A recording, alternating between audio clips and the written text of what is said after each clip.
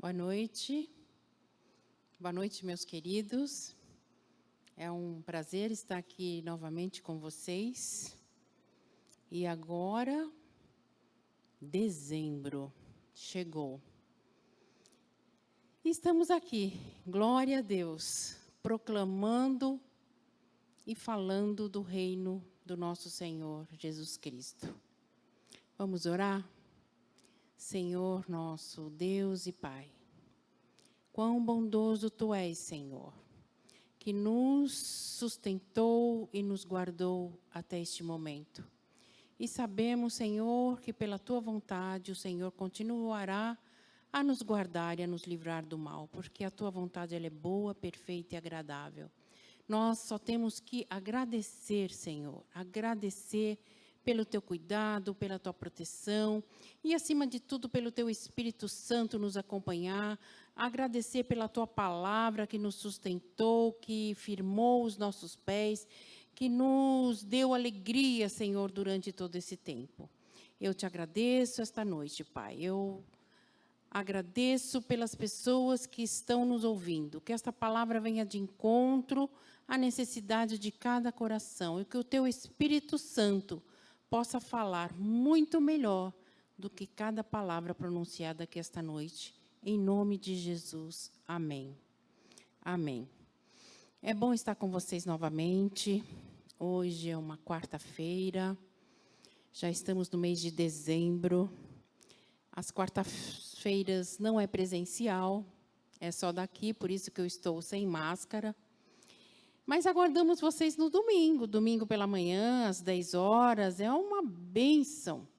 Bom é estar na casa do Senhor.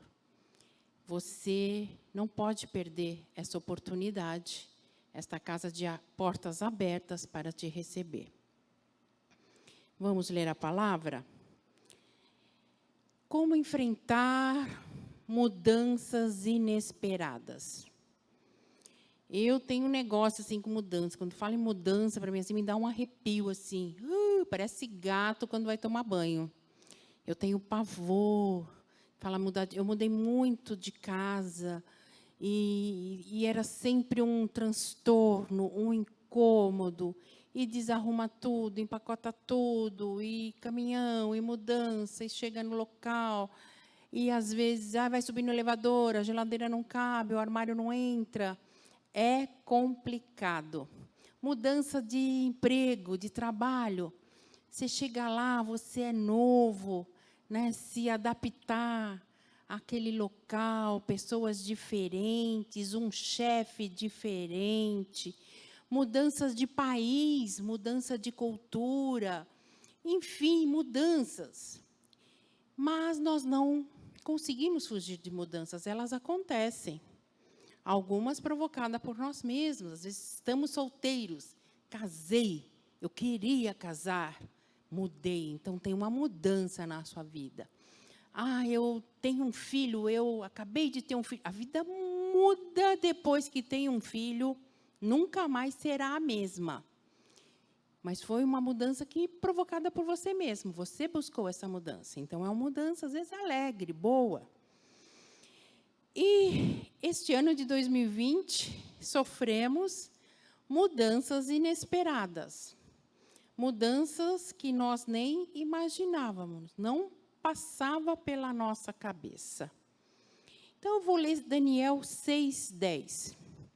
Quando Daniel soube que o decreto tinha sido publicado, foi para casa, para o seu quarto, no andar de cima, onde as janelas davam para Jerusalém. 3 vezes por dia, ele se ajoelhava e orava, agradecendo ao seu Deus, como costumava fazer.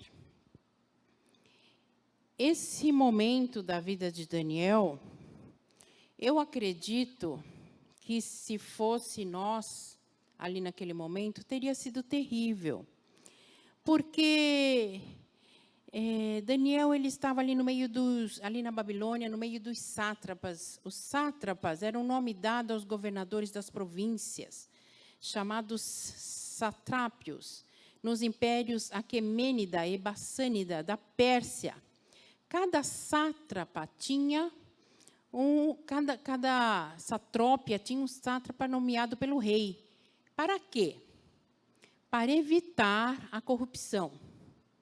Como nós estamos precisando de sátrapas, né?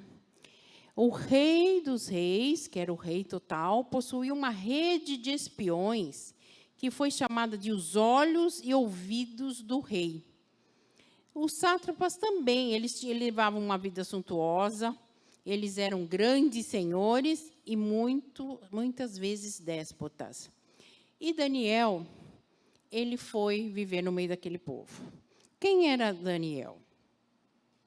Daniel, ele era da tribo de Judá.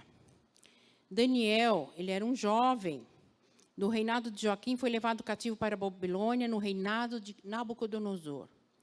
Ele era de família nobre de Israel. Fora isso, ele era como o Nabucodonosor exigiu que se levassem jovens para serem treinados na sua corte. E Daniel estava entre esses jovens. Esses jovens eles tinham que ter boa aparência. Então, Daniel tinha boa aparência. Daniel era saudável. Daniel era culto. Daniel era inteligente. Ele dominava muito conhecimento. Ele era capacitado para servir no palácio. Quando chegou ali na Babilônia, ele recebeu 3 anos de treinamento. Ele aprendeu o idioma, a literatura daquele lugar. Ele e seus amigos. Ele tinha mais 3 amigos. Ananias, Misael e Azarias. Ali ele recebeu um novo nome, que o rei daquele local deu para ele, Beltesazar. Então, assim, aquele nome Daniel tinha que ser abafado. Ele mudou, uma mudança, gente. Você já pensou você mudar até de nome? Você não se chama mais João. Você se chama Tadeu. É difícil, né? Depois que você está grande, você enfrentar até uma mudança de nome. E Daniel tinha uma outra característica muito interessante. Ele interpretava sonhos. Então, esse era Daniel. Esse era Daniel. Tinha mais, isso aqui são qualidades, né? Da vida dele, física. Mas o que ele era, da personalidade de Daniel.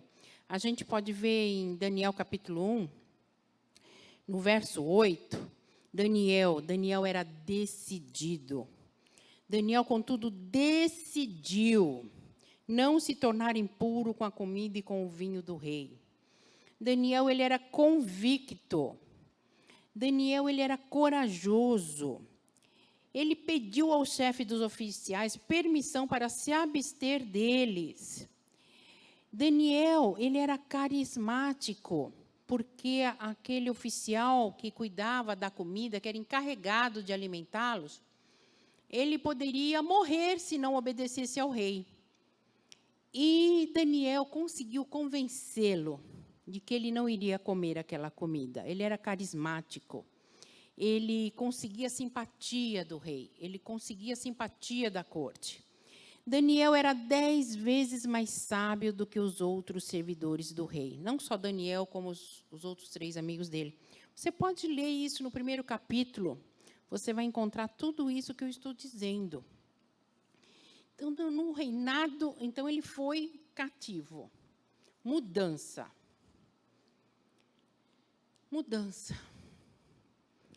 Mas Daniel ainda tinha um consolo, ele tinha 3 amigos. Quando a gente muda, ainda tem... Isso que é importante você cultivar amigos na sua vida. Porque se você cultivar amigos fiéis, e amigos não são muitos, não adianta você dizer, eu tenho 2.000 amigos no Facebook. Isso não serve. Isso não é amigo. Isso são pessoas que te visualizam, e te visualizam ainda, se você estiver numa boa. Né? Se você fizer uma selfie legal, né? Se você estiver na minha gíria de antigamente, na crista da onda. Isso não é amigo. Amigo é aquele que chora com você. É aquele que ouve as tuas angústias. Amigo é aquele que te dá a mão. Amigo é aquele que caminha com você. Amigo, ele conhece o teu rosto, ele conhece a tua casa, ele conhece a tua família, ele tem intimidades, ele sabe. Esse é amigo, não aquele perfil do Facebook, do Instagram. Isso não é amigo. São seguidores. Seguidores é complicado, né, gente? Jesus tinha muitos seguidores. E o que foi que os seguidores fizeram com Jesus? Seguidores. Cuidado com os seguidores. Hoje eles te seguem, amanhã eles vão seguir outro. Cuidado, procure cultivar amigos de verdade. No reinado de Nabucodonosor, ele interpretou sonhos que se concretizaram. Ele viveu para ver seus amigos não se prostrarem diante da estátua de ouro. E Deus livrou os amigos de Daniel. Provavelmente, naquele momento, Daniel poderia estar viajando numa outra cidade, fazendo uma outra coisa que não estava ali para ser provado junto com os 3 amigos. Mas, com certeza, ele soube. Com certeza, ele orou pelos seus amigos. Ele levou... Olha que coisa difícil, gente. Quando a gente fala da Babilônia, assim, já dá um arrepio, né? A grande Babilônia, a Babilônia, Nabucodonosor, era um rei, um super rei, humanamente falando. E ele levou Nabucodonosor a reconhecer a Deus. Você vai ver isso no capítulo 4, no verso 36. Eu até vou ler.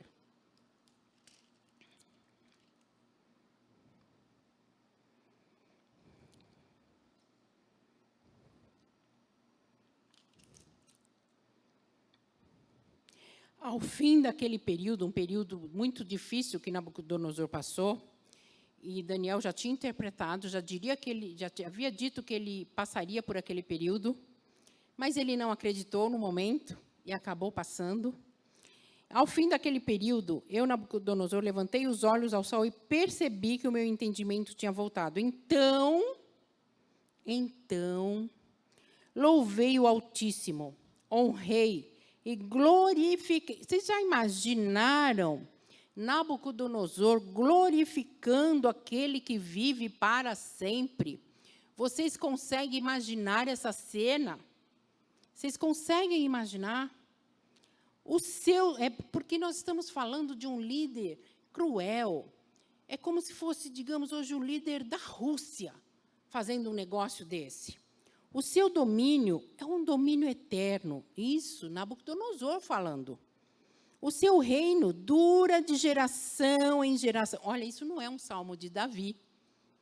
É uma declaração de um rei que não acreditava em Deus. Todos os povos da terra são como nada diante dele. Ele age como lhe agrada, com os exércitos dos céus e com os habitantes da terra. Ninguém é capaz de resistir à sua mão ou dizer-lhe: o que fizeste? Quem conduziu Nabucodonosor a uma declaração dessa? Foi Daniel. Daniel que fez isso. Daniel, ele ficou debaixo do reinado de Belzazar. Belzazar foi quem sucedeu Nabucodonosor e foi um rei péssimo. E ele foi profeta para a própria destruição de Belzazar. Outro rei que não dava ouvidos. E esse era tão cruel que não teve jeito. Ele previu, ele interpretou aquela fala na parede contra Belzazar e aconteceu. Depois de Belzazar, entrou um novo rei. Um rei dos Medos e dos Persas, que era o rei Dario. Novamente, nessa corte desse rei, não pensa que foi como se fazem hoje. Sai um prefeito, então toda a comitiva dele sai, todo o seu grupo sai, entra todo mundo novo, diferente. No governo também, lá em Brasília, sai um presidente, então sai todos os ministros, muda tudo. Não. Daniel, ele permaneceu, ele também supervisionava os sátrapas no reinado de Dario. Ele permaneceu. o rei queria torná-lo governador de todo o império. Você já imaginou isso? O rei Dario queria tornar Daniel governador de todo o império. Por quê? Porque ele viu que Daniel era fiel, honesto e responsável. Isso está em 6:4. Diante disso, os supervisores e os trapas procuraram motivos para acusar Daniel em sua ação governamental, mas nada conseguiram. Não puderam achar nele falta alguma, pois ele era fiel, não era desonesto e nem negligente. E daí eles disseram: jamais encontraremos algum motivo para acusar Daniel, a menos que seja relacionado com a lei do seu Deus. Então, esse era Daniel, gente. Daniel era abastado, respeitado, considerado, capacitado, era um nobre, ele era destacado, ele se destacava no meio dos outros, mas, de repente, no reinado desse Dario, seu mundo foi abalado por um decreto. E agora Daniel estava em perigo. Sabe por quê? Porque nós, quando somos fiéis, honestos, não somos negligentes, tem pessoas nos vigiando. Isso incomoda. É impressionante, isso incomoda. E Daniel começou a sofrer. E Daniel foi assim, agora a coisa vai ficar complicada. Ele sofreu com a fofoca que fizeram ao rei. O rei gostava muito de Daniel. Ele tentou salvá-lo, fez de tudo para que aquele decreto, que era um decreto real, não podia se voltar atrás, não acontecesse, mas ele não conseguiu. De alguma forma, o rei Dario acreditava que o Deus de Daniel o livraria. Em Daniel 6:16, vocês vão ver isso. Então o rei deu ordens e eles trouxeram Daniel e o jogaram na cova dos leões. O rei, porém, disse a Daniel que o seu Deus, a quem você serve, continuamente o livre.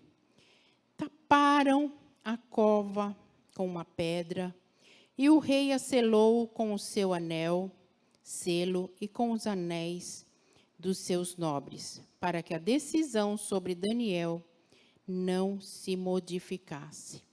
Tendo voltado ao palácio, o rei passou a noite sem comer, perdeu a fome. Eu também ia perder a fome. E não aceitou nenhum divertimento em sua presença. Ficou triste. Além disso, não conseguiu dormir, deu insônia nele. Quantas vezes nós temos uma situação tão difícil, complicada na nossa vida e acontece exatamente isso?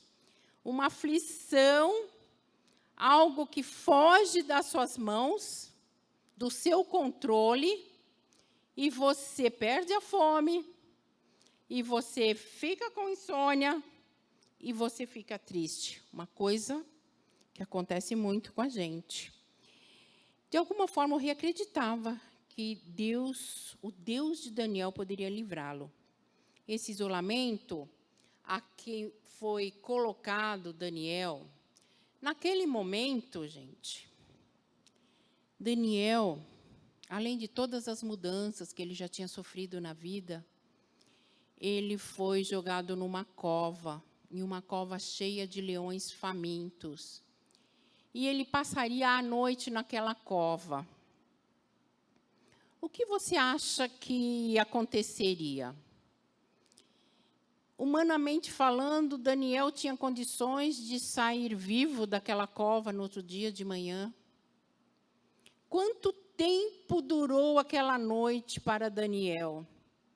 Às vezes, nós temos uma situação para enfrentar e ela vai durar 5 minutos, mas são 5 minutos eternos, é uma eternidade. É uma eternidade.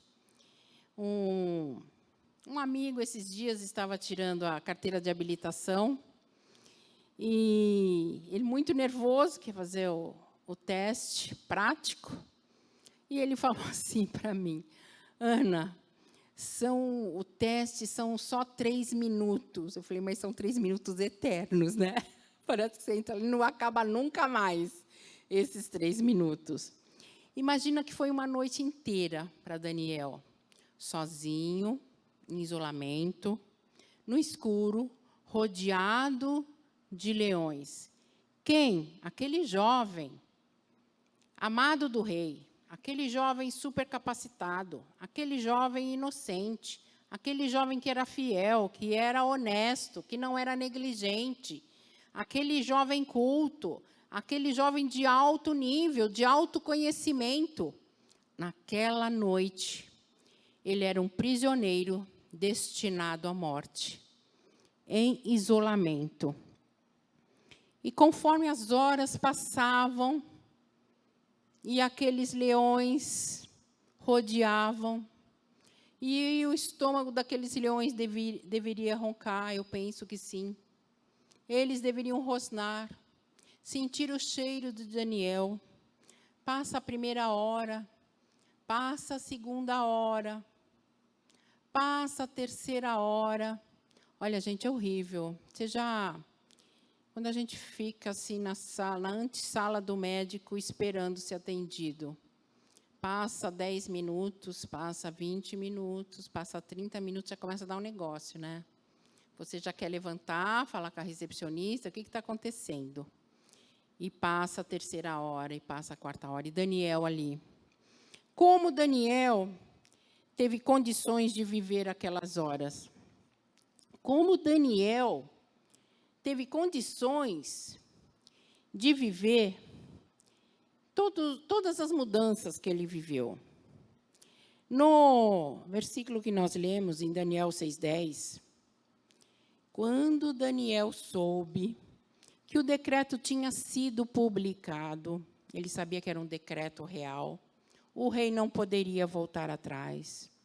O que Daniel fez? Quando temos algo para enfrentar, que não tem como andar para trás, não tem como fugir, não tem. Em março teve um decreto. Vamos a todo São Paulo, não foi só São Paulo, mas eu vou falar da minha cidade. Vamos entrar em quarentena. Vamos entrar em isolamento. Fecham-se as escolas, fecham-se os bancos, fecham-se as repartições. Gente, você não deve sair da sua casa. Se possível, compre as coisas, o que você precisa, na internet. Você não pode cumprimentar o seu vizinho. Você não pode abraçar o seu neto. Tudo isso, a mudança. Como que nós ficamos? Uma grande mudança. Ficamos atônitos. Pensamos agora... Eu confesso a você que algumas vezes eu fui na varanda do meu apartamento e eu olhava a avenida e não passava um carro, não passava um ônibus, não passava pessoas. E aquilo dava uma agonia na gente. Quando Daniel soube que o decreto tinha sido publicado, foi para casa. Casa, para nós, é lugar de refúgio. É um lugar onde nós nos sentimos protegidos, amparados, seguros. O salmista já dizia: alegrei-me quando me disseram, vamos à casa do Senhor. Então, casa é um lugar que nos traz proteção, e principalmente a casa do Senhor. Naquele momento, Daniel não tinha um templo em Jerusalém para ele estar.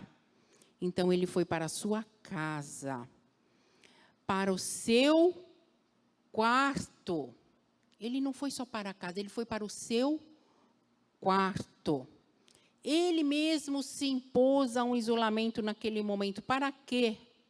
para reorganizar a sua mente, as suas ideias, para colocar tudo no lugar, para respirar. Agora sou eu e o meu quarto.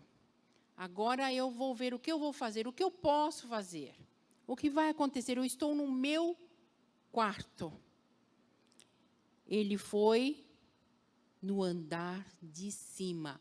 Olha como é cheio de detalhes isso. Andar de cima. Eu estou na minha casa. Eu estou no meu quarto, porque às vezes estar em casa não é o suficiente, você tem que se isolar, porque às vezes mesmo dentro de casa tem muito barulho, muita movimentação, muita coisa que te atrapalha de uma comunhão, de você pensar, de você raciocinar. Quantas vezes nós vimos, neste momento de quarentena, pessoas reclamando que tinha que trabalhar na frente do computador e as crianças estavam passando.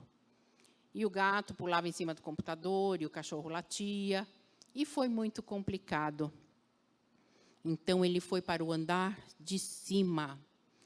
Quando temos uma situação que nos aflige, nós temos que ir para o andar de cima. Qual que é esse andar de cima? O que está acima? Nós temos que procurar Deus, refúgio em Deus, na comunhão. Nós temos que buscar uma comunhão com Deus, aquele que está acima, o andar de cima. Nós temos que esquecer um pouco as coisas que ficaram lá embaixo, no andar de baixo, fora de casa. Nós temos que entrar em comunhão com o Pai. Ele olhou andar de cima, onde as janelas davam para Jerusalém. Então, assim, ele se colocou naquelas janelas que davam para Jerusalém, porque às vezes estamos passando por uma situação, gente, e que apaga da nossa mente, da nossa memória, o que Deus já fez. Quem é Deus? Quem é Deus? O que é que Deus já fez? E ficamos atordoados. Nós não podemos nos esquecer quem é Deus, esquecer Jerusalém, o que Deus já fez na nossa vida, o que Deus deu o seu Filho para nos salvar. Nós não podemos nos esquecer do dia que nós nos batizamos, das bênçãos do Senhor, da proteção do Senhor. Né? Quero trazer à memória aquilo que pode me trazer esperança. Olhar para Jerusalém é trazer à memória, é buscar, é saber que o Senhor fez.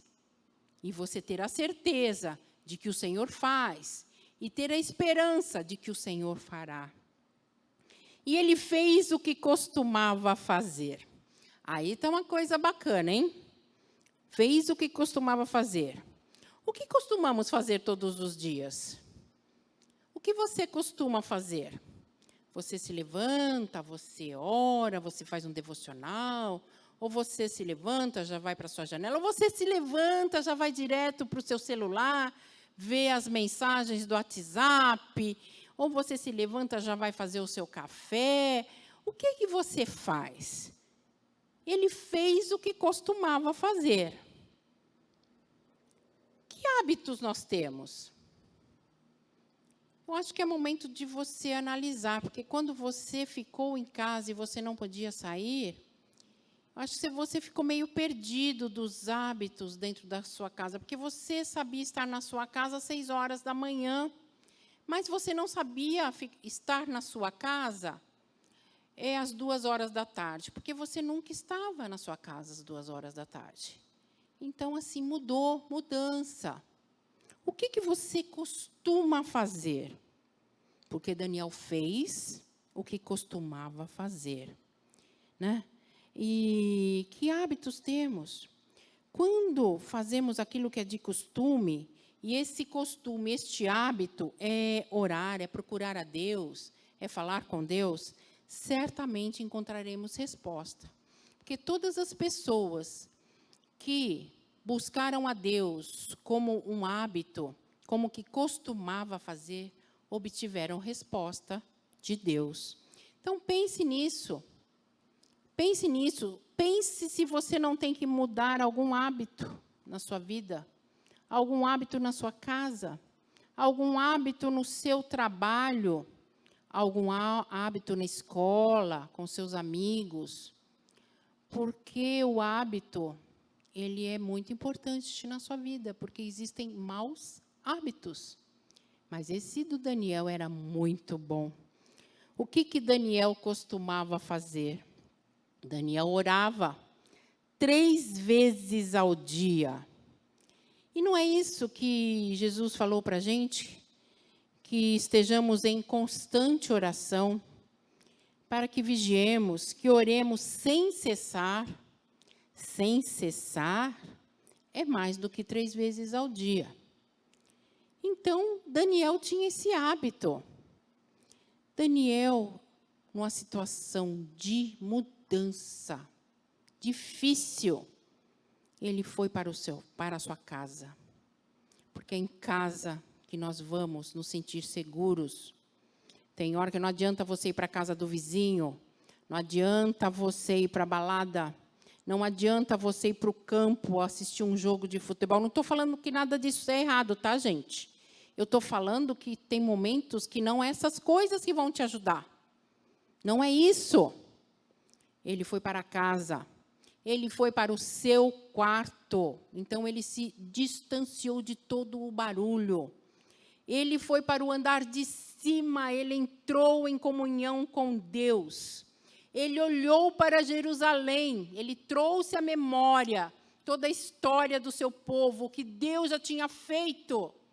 Deus já tinha feito aquele povo atravessar o mar e ele sabia disso. Um Deus que abriu o mar poderia fechar a boca dos leões, como fechou. Ele fez o que costumava fazer. E ele costumava fazer coisas boas. Ele orou 3 vezes ao dia. Ele ajoelhou. Quando a gente se ajoelha, a gente se rende. A gente se entrega, a gente se humilha, a gente adora. Quando você se ajoelha, é tudo isso que vem. E Deus está olhando. Deus está olhando, Deus está olhando. Ele agradecia ao seu Deus. Então, diante de tudo aquilo, Daniel não estava reclamando. Daniel não estava falando mal do rei. Daniel não estava falando mal dos sátrapas. Daniel não estava fazendo fofoca. Daniel não estava fazendo um turbilhão de negociações. Daniel, ele estava agradecendo. Diante de toda aquela situação, ele agradecia o seu Deus. E, com tudo isso, o que aconteceu? Deus não o livrou dele ir para a cova. Ele foi, mas ele foi porque ele estava preparado. Ele estava preparado.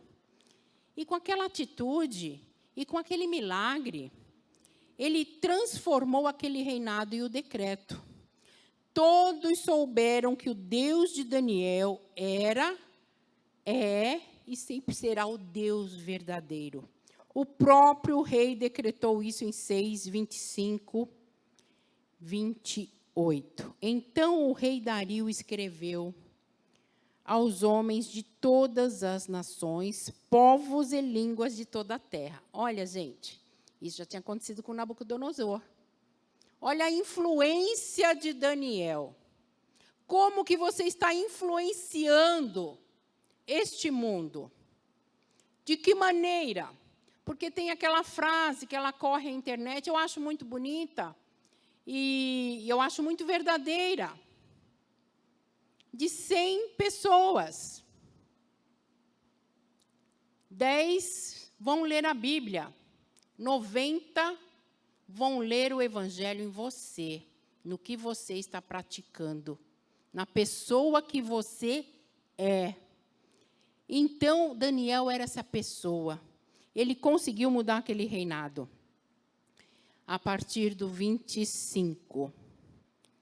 Então, o rei Dario escreveu aos homens de todas as nações, povos e línguas de toda a terra. Paz e prosperidade. É o que eu digo para você hoje, diante de toda a situação que você está vivendo. Paz e prosperidade. Estou editando um decreto para que em todos os domínios do império os homens temam e reverenciam o Deus de Daniel. Glória a Deus, glória a Deus. Se houve um decreto, se houve uma palavra de fracasso na tua vida, algo que foi escrito, uma palavra que foi dirigida a você, um sentimento, hoje Deus está escrevendo um novo decreto. Paz e prosperidade. Estou editando um decreto para que em todos os domínios do império os homens temam e reverenciem o Deus de Daniel. Deus pode fazer isso, pois Ele é o Deus vivo e permanece para sempre. O seu reino não será destruído, o seu domínio jamais acabará. Ele livra e salva, faz sinais e maravilhas nos céus e na terra. Ele, Deus, não o rei, não os sátrapas, ele livrou Daniel do poder dos leões. Assim, Daniel prosperou durante os reinados de Dario e de Ciro o persa. Aqui eu termino essa palavra, dizendo para você que todos esses 8 pontos dão a você uma condição de você enfrentar mudanças. Mudanças boas e, principalmente, mudanças ruins. Todos esses 8 caminhos vão levar você a ganhar pessoas para Jesus. Vão fazer de você um transformador de vidas. Não somente você será abençoado, mas aqueles que te cercam. Eles vão ver Deus em você. Eles vão ver Deus na sua vida. Esses sinais e essas maravilhas vão te acompanhar. Então, gente, vamos olhar para cima. Vamos para o andar de cima. Vamos para a nossa casa. Vamos entrar no nosso quarto. Vamos entrar em comunhão com Deus. Vamos olhar para Jerusalém. Vamos trazer à memória o que Deus já fez. Porque Deus já fez muito na sua vida. Deus já fez muito na minha vida. Vamos fazer o que costumamos fazer. Estar na casa do Senhor. Bom é estar na casa do Senhor. Mais vale um dia nos teus átrios do que 1000 em outro lugar. Alegrei-me quando me disseram, vamos à casa do Senhor. O que costumamos fazer? Louvar a Deus, render a nossa vida, né? Nos humilhar diante do Senhor, orar sem cessar, vigiar. Vamos nos ajoelhar, vamos nos render, vamos nos entregar e vamos ter um espírito grato. Vamos agradecer. Vamos mais agradecer do que maldizer. Deus, ele não... A Bíblia diz que Deus habita no meio dos louvores. Que Deus não habita no meio da fofoca. Que Deus não habita no meio de bagunça. Que Deus não habita no meio de pensamentos contrários. Deus habita no meio dos louvores. Então, é isso que nós temos que cultivar na nossa vida. Eu oro para que você possa ler esse livro de Daniel. Até onde eu li, é um resumo. A partir do capítulo 7, já começa a dar detalhes de como Daniel chegou nessa posição durante esses reinados. Mas até aqui é um resumo. Deus livrou Daniel de uma mudança. Não, Deus livrou Daniel na mudança. Ele não temeu, ele buscou a Deus. E às vezes nós estamos temerosos, eu estou vendo assim, pessoas com muito medo. O que vai acontecer na segunda-feira? O que vai acontecer no mês que vem? O que vai acontecer o ano que vem? Tem gente dizendo assim, graças a Deus que 2020 está terminando, porque essa pessoa tem esperança que 2021 vai ser diferente. Mas eu digo para você que talvez não seja. Mas se não for, você tem que estar com isso aqui na sua vida, porque da mesma maneira que você enfrentou 2020, você venceu, você está aqui, você vai vencer o que virá pela frente. Porque Deus está com você, Deus está conosco. Nós estamos buscando a Deus. e é Ele quem nos consola, é Ele quem nos fortalece, é Ele quem adestra as nossas mãos, é Ele quem nos dá do seu Espírito, para que sejamos sábios diante de todas as situações. Eu vou orar por você, desejando que você procure se espelhar em Daniel. Senhor, nosso Deus e nosso Pai, esta é a Tua palavra que foi entregue nesta noite.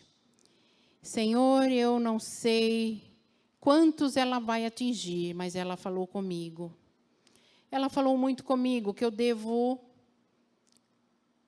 ir para a minha casa, que eu devo entrar no meu quarto, que eu devo ir para o andar de cima, que eu devo olhar para Jerusalém, que eu devo orar, que eu devo fazer aquilo que eu costumo fazer, que é buscar a Tua presença, Te adorar, que eu devo me humilhar, que eu devo me ajoelhar, e que eu tenho que ter um espírito agradecido.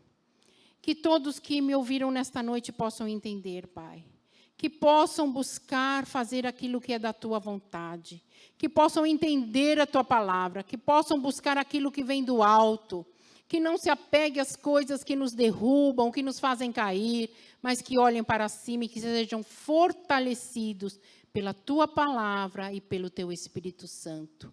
Adestra, Senhor, as mãos de cada um, Pai. Fortalece os Teus filhos que estão em casa, Pai. Aqueles que estão desanimados, Pai. Traz um novo ânimo, uma força, Senhor.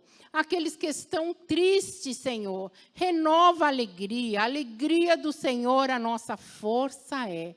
Renova o Teu Espírito Santo, Pai.